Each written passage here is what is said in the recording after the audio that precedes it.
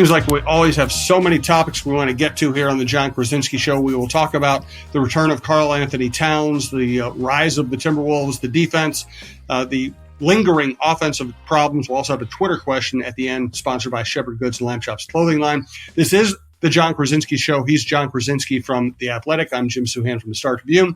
This is our basketball show at TalkNorth.com. Check out our full lineup at TalkNorth.com. If you like this show, you will like other shows. When you find a show you like, please subscribe to your favorite podcast app. It's free. It's the easiest way to listen. Thanks to everyone who does listen. We do appreciate it. Thanks also to our sponsors, Princeton's Liquors, TSR Injury Law, True Vision Institute, Head Flyer Brewing, and Shepherd Goods and Lamb Chops Clothing Line. All right, John, before we get to Towns, let's start with the fact that this suddenly has gone back to being an excellent defensive team. It is and I think that given the clear issues that they have had in terms of just kind of acclimating to each other offensively and trying to make the pieces fit that way, when you have Rudy Gobert, you have to be a defensive minded team. And they have certainly found a way to tweak their system to accommodate Julius Randle and Dante DiVincenzo. They have sort of reignited Jaden McDaniels. Rudy's playing better. And, this has been a softer part of their schedule. But what you like about what you've seen from these guys is that not only are they playing, good defense against teams that they should be able to play good defenses against, but it's dominant defense. 92, 87, 90, 80, 80, 92. Those are ridiculously low scores in this era of basketball. And you're seeing just all of the pieces starting to kind of fit around each other and lock into place. And I just think a recognition of, hey guys, we're not gonna have the easiest time scoring, so we better get stops. And they have really risen to the occasion on that end. It's been just the driver of this, 6 wins in 7 games here now. And so take us inside the mindset of Chris Finch and how he engineered this, because, they talked offseason and training camp about being better offensively, how that was going to be the emphasis this year. How and when did he make the transition to what they're doing now?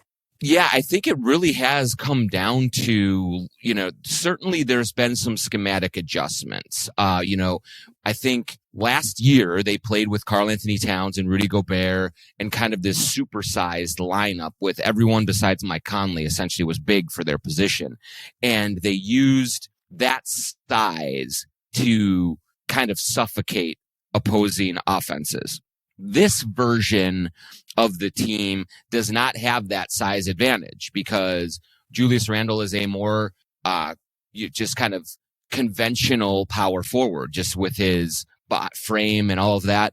And certainly he has defensive limitations, even more so, I think, than Karl-Anthony Towns did.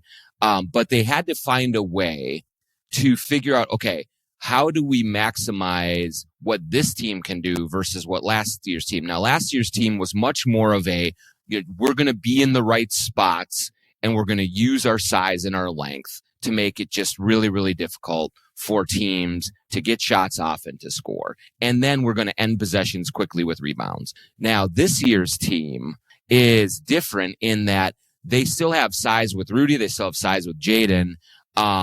And Ant even is a powerful 2, but what they have really emphasized a little bit more is creating turnovers, is flying around, as the term is used with the Timberwolves within their walls. It's just it's a much more active defense based on rotation, based on kind of covering for each other, based on getting in passing lanes, getting deflections, all of those things. And so it's a more active and aggressive defense that way. And this Jim reminds me a little bit more of the team before Rudy arrived and sort of the way that, Vanderbilt and Pat Bev and all of those guys would just kind of run around with their hair on fire and create havoc and chaos that way. And so what you've seen is this personnel grouping adopt more of that. It seems like they thrive under those conditions because then you're asking Jaden McDaniels to be, don't just hold down the fort, just go burn the house down. Like that's what you want. That's what they want. And I do think that some of these guys have responded well to that. And to be fair, like Rudy Gobert has really responded well to it as well. You are seeing him like way out on the perimeter on a lot of these guys. He's deflecting passes. He's being aggressive that way. And I think it's made a big difference. And so now you're just seeing this much more frenetic style of defense that is different than last year, but certainly has been just as effective now for a good 3-4 weeks almost now. So if you could choose one or the other, which is the better way to play defense, and which is going to translate? Which do you think translates better to playing better teams and playoff teams? Yeah, it's a good question. I mean, I do think last year's defense, even though they were I think they were 19th in offensive efficiency last year. Last year's defense, I think, was not as physically taxing for the team to play. It still took a lot of effort. It still took a lot of grinding and real determination, but it just didn't take as much out of them, I don't think, as this version of defense does. That said, when you are struggling to score the way that this team is, and they are struggling much more than even last year's team did, I think that this is a better way to boost offensive production eventually, meaning that turning it over, getting out in transition, scoring easier baskets on the fast break is, I think, a good recipe for this group. Now, what we have seen so far is that the team has adapted nicely defensively to this scheme and is figuring that out. What the next step is, I believe, is that they also have to now adapt to becoming a more transition-oriented offense. You have guys like Ant, like Rudy, like Julius Randle even, who I thought would be better at kind of initiating the break than he has been so far. But you need guys to get out and run and be a little bit more willing to run, because the opportunities are there this year with this defense, with these turnovers that were not there last year.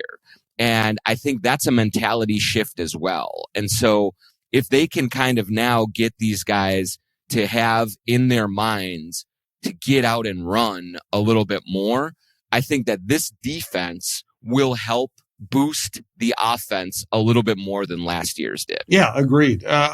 It looks like the way they're playing right now, either it suits Jaden McDaniels or Jaden McDaniels has just expanded his game. He's rebounding better. He's using, to me, more varied offensive moves more aggressively. What's your view of what he's doing right now and how that came about?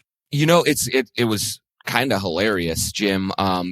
Just last week, as he was kind of in the middle of this little renaissance or whatever we want to call it, I had some conversations with Chris Finch, some conversations with other teammates over the last couple of weeks, and they all brought up Jaden McDaniels and how he's just much more locked in defensively than he was earlier in the season. Now, he wasn't making shots early. He was struggling offensively, and that was disappointing. But really the most disappointing part of his first, month of the season was that he just was not the same kind of high level, intense individual defender that he was last year. And it was a big reason for the Timberwolves team defense as a whole struggling, was Jaden McDaniels and Rudy Gobert just were not the same all NBA level defenders. And just gradually over the last 4 or 5 weeks, you have started to see the old Jaden McDaniels come back. Just the guy who just gets into you, shuts the water off, blocks shots at the rim, contest shots on the perimeter, just does everything to disrupt an offense and a key scorer that he can do. And so, last week, just before the Lakers game, we were talking and I asked Jane, I'm just like, hey, Jane, do you think, is it your view that, individually you were not yourself defensively early in the season? He said, yeah, I wasn't all the way there. I had to lock in, and now I'm locked in and fine. I'm like, okay, great. Like, what brought that on? Like, how did you find that?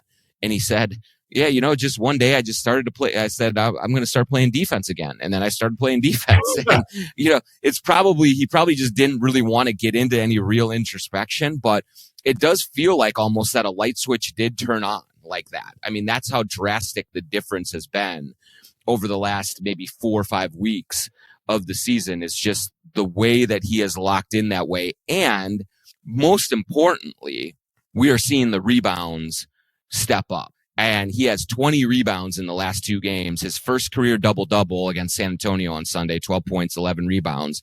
He had 9 rebounds against the Lakers. He had 5 against the Clippers a few games back. He has 9 steals in the last 2 games.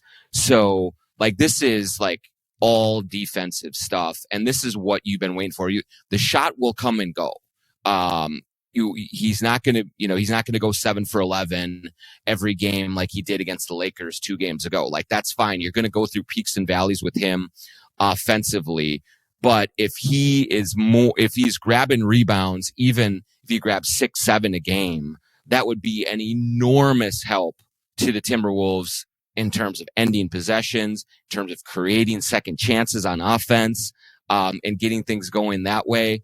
So that is incredibly promising to see him start to go to the glass the way that he has, because there were too many games in his career. And then early in the season, 2 rebounds, 0 rebounds, 2, 3, 3, 3, that's just not enough for a 6'11" dude, who is as athletic and bouncy as he is.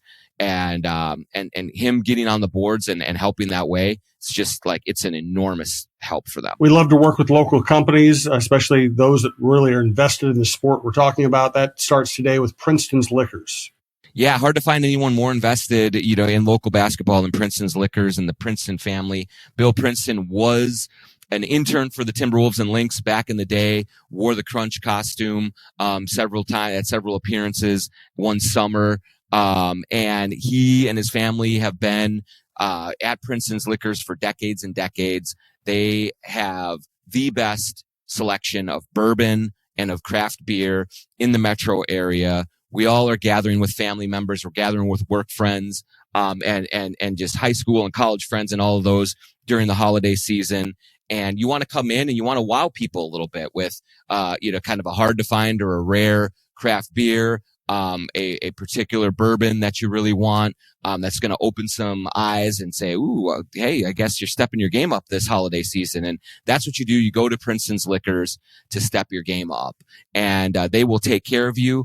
You will find everything you need, any kind of wine and spirits, but certainly their expertise and their specialty is in craft beer and bourbon. So go on into Princeton's Liquors in Maple Grove, tell them the John Krasinski Show sent you, and go home with something that will keep you warm on a cold winter's night, maybe help take the edge off if you're a little nervous watching these Timberwolves games and Vikings games and things like that. But Bill Princeton's Liquors in Maple Grove. John, I remember you and I meeting with Steve Terry downtown Minneapolis to talk about maybe sponsoring a fresh new podcast that we're going to try out. And Steve's been with us ever since. I just didn't know he's ever going to become a television star. Amazing. Now, and I will, this is legitimate. He is a friend of ours. He's been a huge business supporter of ours. So yeah, of course you're going to say nice things about him. He's good in the commercial. I was telling my wife, we were watching the other night, he and Naz Reid in that commercial. He kills it. It's really funny, but we're happy for Steve Terry. He's been such a great supporter. You see him on every billboard all around town. Now Naz Reid is on the billboards with him. And TSR injury law is just taken off. It's been awesome. So if you're ever injured, just remember 612-TSR-TIME, 612-TSR-TIME. They'll take good care of you. They won't charge you unless they win your case, and they win a lot of cases. That's why they get to hang out with Naz Reid. So thanks to Steve. John, tell us about True Vision Institute. True Vision Institute is in Bloomington. Go to truevision.com to set up your consultation like I did last summer. I had LASIK surgery from Dr. Chu last summer, and I have never made a better decision in the last 10 years, just for me personally, out in terms of convenience, in terms of what it does for just self-confidence, for everything about it. My life is just easier after having LASIK surgery at True Vision. But one of the best parts about the experience is what I've said is, of course, the surgery is great. I don't have to deal with contacts and eyeglasses anymore. That's all awesome. I get compliments all the time. People say I look younger, all those things. That's great. But really, when you just go into True Vision and you spend the time with the people there, they are so warm. They are so inviting. They make it so easy, and they are so knowledgeable. They take you step by step through all of your options from a vision correction standpoint. It is not a high pressure situation. They just want you to get to some place where you are happy with your vision. And I could not be happier after having LASIK surgery at True Vision. So go to truevision.com for your chance to set up a consultation and get yourself in to True Vision and just go on with the rest of your life. No more contacts, no more eyeglasses. People have told you that you should do it. People have told you that it's great. I am telling you as well. I'm joining that line. I did not believe that it would be the difference maker that it has been for me, and it has. It's been awesome. So go to truevision.com, set up your consultation, go in there and see the folks. They will take excellent care of you. Something I never thought I'd see. Naz Reid 1 for 10 from the field, 0 for 4 from 3, and yet overall a net positive outing. How is this happening? And is his shot becoming concerning, even though he's doing other things well? Yeah, I mean, it's a great point, and I as a matter of fact, asked Chris Finch about that right prior to the Laker game, and is because you see Naz and you get this picture of, well, you know what, he is a scorer, like that's what he does, and I think the evolution of his game now is he is having very positive impacts on the game when he is not scoring 20 points. The first game against the Lakers on December 2nd, 15 points, 6 of 11, 2 of 5 from 3. That's great. But he's plus 22. He went 9 points, 10 rebounds against the Warriors, plus 20. 4 points, 4 rebounds, plus 15. And against the Spurs, 3 points, 8 rebounds, plus 26. Now, the big thing about that is, and why another reason, in addition to Jaden and Rudy playing much better defensively, for why the Timberwolves defense has taken a huge leap lately, is because Naz Reid is playing much, much better defensively in the paint with that second unit. What we saw early in the season, Jim, was that when Rudy Gobert went to the bench to take a rest, and Chris Finch put out a front court of Julius Randle and Naz Reid, the opponents absolutely ate at the rim. Just layup line, right to the basket, over and over again. Julius and Naz just could not stop them for the life of them at the rim, and it was way too easy. In the last probably 10 days to 2 weeks, Naz has kind of rediscovered the tenacity that we saw in the playoffs last year from him defensively. Remember when Rudy missed the game in game 2 against Denver and the Wolves responded with like the best defensive performance I've ever seen? Naz Reid was a huge part of that. He was battling Nikola Jokic, as much as Kat was, and he was blocking shots and he was turning people away. And now you are seeing Naz Reid have that impact again defensively. Let's see. I'm just looking here. In the last 1, 2, 3, 4, 5, 6, 7, 8 games, it is 5, 6, 12, 14 blocks in the last 8 games. Like, that's big time for this defense, because now opponents are having a little bit of harder time scoring at the rim against this Timberwolves defense, whether Rudy Gobert is in the game or not. And so to get that sort of defense from Naz, I think he's needed a little time to reacclimate to playing center in the backup minutes. Last year, he played power forward in the backup minutes because Kat would be the center in most of those lineups, or he would play with Rudy and Rudy would be the center. And so Naz was a little bit more on the perimeter defensively. This year, he's been a little bit kind of closer to the rim, and now he's kind of shifted back into, okay, I'm a center in these lineups. And I think it's made a real big difference for him that way, and it's just changed the Wolves defense immeasurably in these last 7-8 games. No doubt. All right, I want to get to DiVincenzo, and then we will talk about Towns and the return of the big game Thursday night. I'm sure John and I will both be there. First, though, I want to hear more about Head Flyer Brewing, where we've had so many great live shows. That's right. Head Flyer Brewing in Northeast Minneapolis. We've been telling you about them for years. You've maybe come to a live show to see Chris Finch or Tim Connolly or Jim Peterson or Day Moore or Michael Grady. We've had a lot of great experiences there. And now there's another great experience coming up at Head Flyer on New Year's Eve. They are having a New Year's Eve party at Head Flyer Brewing in Northeast Minneapolis. It features happy hour deals from noon until tip-off of the Wolves game. I believe they play Oklahoma City that night, New Year's Eve. It's going to be kind of a watch party. And they're also going to have, after the game, they're going to have a rock concert in the warehouse and a countdown to midnight. So see, here's everything you get if you go to Head Flyer on New Year's Eve. Happy hour deals from noon until tip-off. You have 7 p.m. Wolves game against OKC. They'll have seltzer shots that become available and free shots for every Wolves dunk. So if Ant, Rudy, anything like that are throwing down, it could get pretty crazy there on New Year's Eve.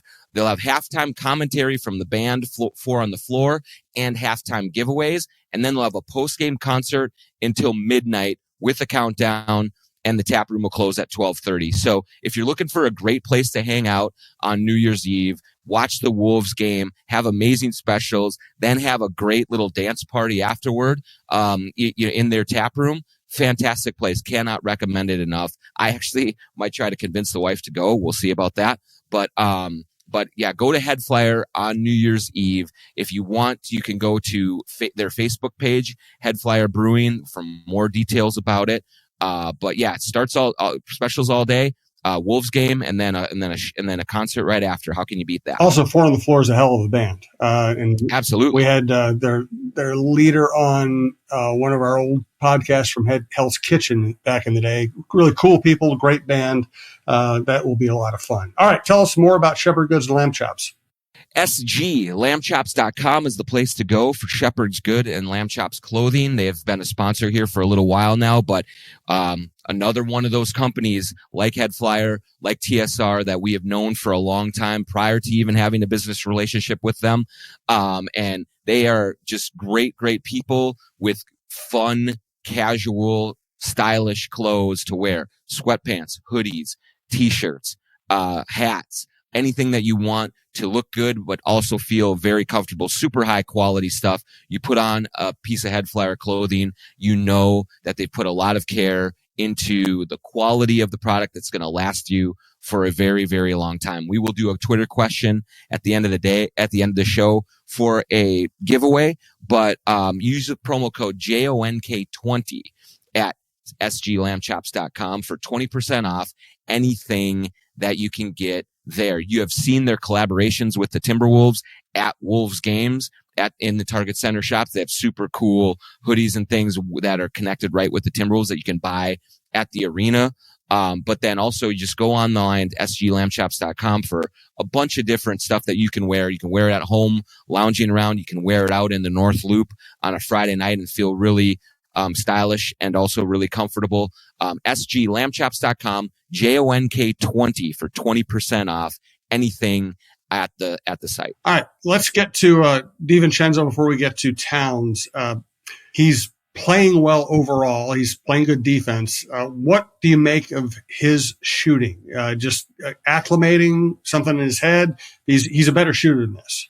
He's a way better shooter than this, Jim. And that's kind of one of the things that, Chris Finch is taking a lot of heat right now for the offense from some frustrated Wolves fans. And look, I understand there are some things that he can do differently, including playing Rob Dillingham a little bit more, including kind of trying to tweak the system a little bit more to get the ball moving, working on rotations, things like that. There are valid concerns about how Chris Finch is kind of just navigating this offense. But one thing that is really holding the offense back is Dante DiVincenzo, Naz Reid, Mike Conley, a bunch of these guys, even Jaden McDaniels. They've all sort of really regressed as shooters this year compared to last year. And Dante in particular was brought in to knock down shots, play defense. He's shooting 32% from three this year. He is a career 37%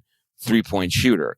I think from the corners, I don't have it right away at me, but I think it's like in the 20% from the corners, which just doesn't make any sense for Dante DiVincenzo. And so he has not been able to find that rhythm. I do think that this is a new team, new environment. It's a new role. He started a ton of games for the Knicks last year. He's coming off the bench this season. He's playing with Rudy Gobert. That's an adjustment.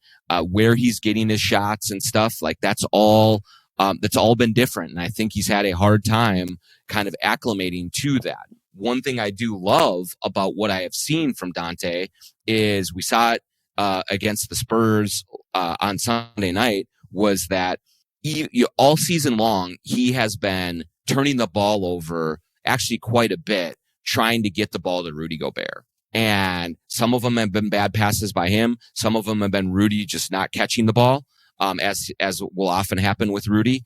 But you will see a lot of players really try to really just go away from that after a few turnovers. They're like, I'm not going to sacrifice my stats for this, or I don't believe in this guy being able to catch this pass. And instead, Dante has actually leaned into it. He just keeps throwing that pass.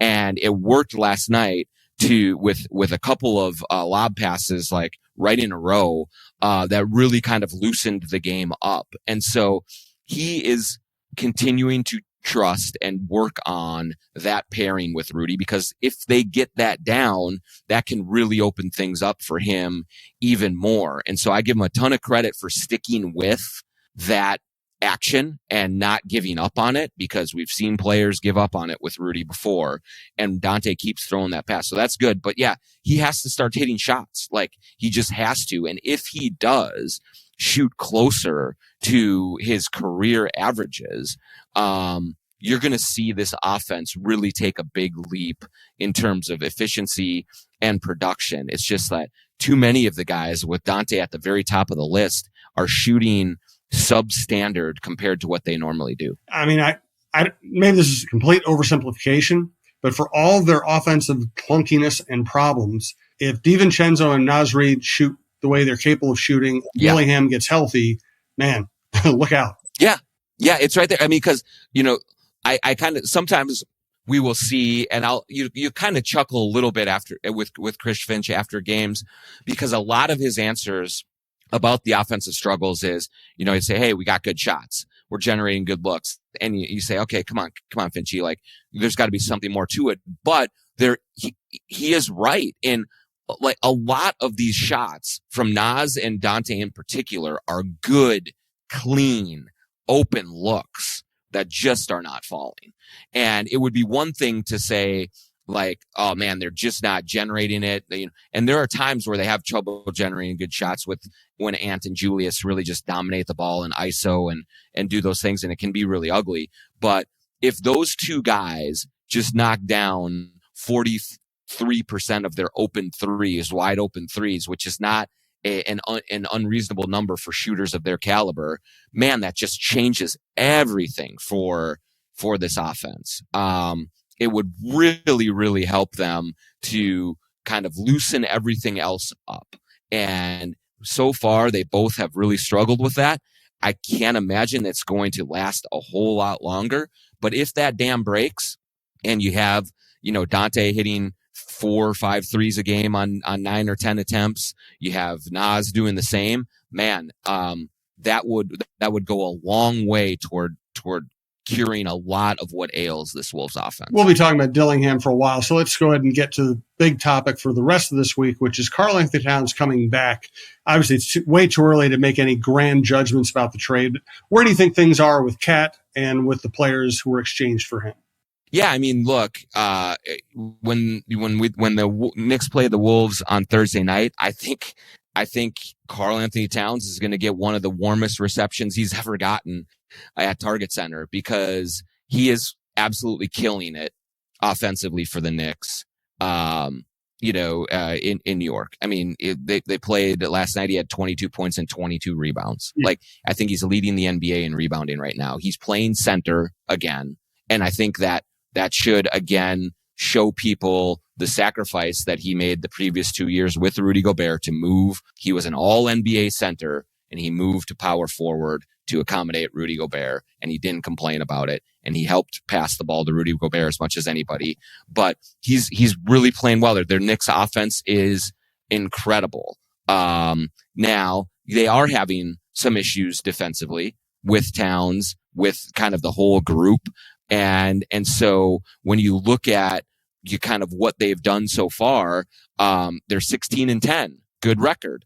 They have one fewer losses than the Wolves do, 14-11. You'd think the Wolves, man, they're really struggling with Julius and Dante. Man, this has been just a really underwhelming start. Well, the Knicks have gone through their growing pains too, and they're playing in the East where 8 of the teams are just terrible. So it hasn't been perfect for the Knicks. They've gone through their growing pains, but certainly Towns, from a production standpoint, has been remarkable. Now, Randall's been up and down here. Dante has struggled with his shot, and so that has not clicked in yet for the Timberwolves. But I do think it's just they need more time. They need more time to figure out Rudy Gobert. They need more time to kind of get everything underneath them. But it's starting to click for them, at least defensively as well. So you're looking at two teams that have gone through some growing pains, that are still experiencing some in some ways, and but I think what the rest of the league is realizing is when you stop kind of concentrating on Cat's interviews, on what he says, on maybe some of the gestures and things during games of frustration, and you just look at him as a player, he's a remarkable offensive player. And if it's taken a little bit of New York lights to kind of shine on that or whatever, I don't know, but he's playing great over there, and I'm very happy that it's working out for him and that he's off to a good start and making a good first impression kind of with that fan base to build up some equity for. There's going to be a few downturns here and there, but he's a great player. I've been telling people for 9 years he's a great player. Maybe some people are starting to believe me. Yeah, and you were right about that. It'll be fun. It's going to be a blast Thursday night at Target Center. I doubt anyone can get tickets at this point, but if you have a chance to get tickets, I recommend. That's going to be a great scene. Reminder, check out the Viking Update Show. John and I, we do a writer's view of the Vikings from two people who've been covering and watching the team for many decades. We got Russo on hockey, Diamond on the Vikings, Don Mitchell's new interview show, Randy Shaver on high school football, Mike Grimm on the Gophers, Chin Music on baseball with Roy Smalley and Lavelle Neal and myself. Check it all out. Just go to talknorth.com. You'll find shows you like. Right now, we want to get to our Shepherd Goods and Lamb Chops clothing line Twitter question. Yeah, really good question from, I think it's Baztic, Baztic. Why could Cat and Ant not figure out a high-low pick and roll, but in NYC, Brunson and Cat have it humming? And this is part of the conversation about the Wolves' offensive struggles as well. Brunson, first of all, is older than Ant. He's been in the league longer, and he's just a little more comfortable as a playmaker than Ant is. And we have seen one of the things I think that has been frustrating about the Wolves offense this season is that when it's going poorly, it's either Ant or Julius Randle really dominating the ball, dribbling the air out of it, and forcing up tough contested shots. And I think that, Ant sometimes in his decision making wants to put the offense all on his shoulders, and he wants to carry it because he is so talented and he can make really difficult shots. But in trying to do that, it can take the rhythm and the flow out of the game a little bit more for some of his other teammates. And he is 23 years old and still trying to learn how to navigate that. In New York, Jalen Brunson just has that feel down. Like he knows when to give it up. He knows when to pass it. I will say too, that Karl-Anthony Towns has been a little bit more assertive with the Knicks in terms of being a roll man and not just a pick and pop. I do think that because Edwards is such a great downhill player and a force at the rim, Towns would often set the screen and pop out to be the 3-point shooter to try and space for Edwards, whereas he doesn't feel like he has to do that as much for Brunson, who is more of a mid-range guy. And so I think Towns rolls more in the pick and roll partnership with Brunson than he does with Ant, or than he did with Ant. And so that changes, and that adds a little different dynamic to it as well. And so it's a different combination because Brunson and Edwards are just two different scorers at two different points in their careers.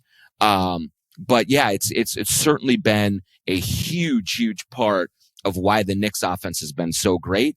And because it never really clicked in with Cat and Ant in Minnesota to the degree that you'd hoped it would have, it was one of the reasons that the offense never really took off in Minnesota as well. Great stuff from John, as always. Thank you all for listening. Thanks to all of our sponsors. Thanks to our producers at talkingwork.com. We'll be talking to you soon. And if we don't talk to you before then, have a great holiday.